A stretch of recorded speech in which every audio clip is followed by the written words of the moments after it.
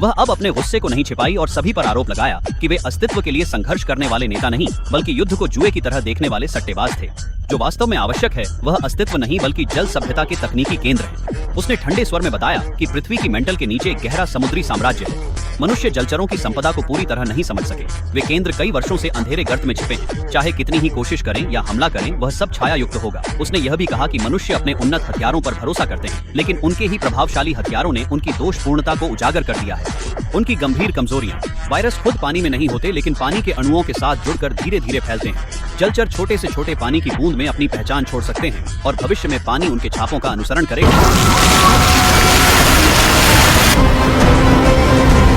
फैसले ने दो प्रमुख सभ्यताओं के बीच पूरी तरह सहयोग समझौता खत्म कर दिया। मानव नेतृत्व ने प्रशांत गर्त के सबसे गहरे इलाके को एक बंद क्षेत्र घोषित किया और हानि कम करने के लिए इसे सुरक्षा और समरसता का एक प्रतीक बनाया। जलचरों ने इसे मंजूरी दी, लेकिन इसे उनका असली नाम शिकार भूमि देने की मांग की। वे जानते थे कि भय ही वह भावना है जिसे मनुष्य नहीं ठग सकता। डर के घेरे में रहने वाले मनुष्य कमजोरी नहीं है, बल्कि इसीलिए कि वे अब भी उनका शिकार करने का प्रयास करेंगे।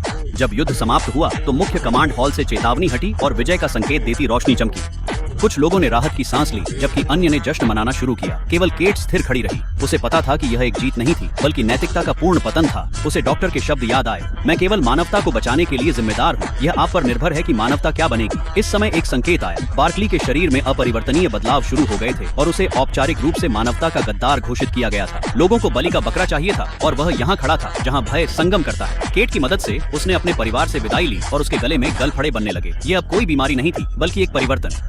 संध्या के समय केट ने उसे किनारे तक पहुंचाया। बार्कली ने अपने वस्त्र हटाए और बिना जूतों के पानी में चला गया। समुद्र का नमक वहां उन्हें पहले से तैयार मिला। हल्की रोशनी और सागर की लहरों के बीच उनकी आकृतियां धीरे धीरे समुद्र के अंधेरे में उतरने लगी। उनकी यात्रा केवल खो जाने के लिए नहीं थी, बल्कि इसके आरंभ में एक नई सभ्यता का अनुसरण था।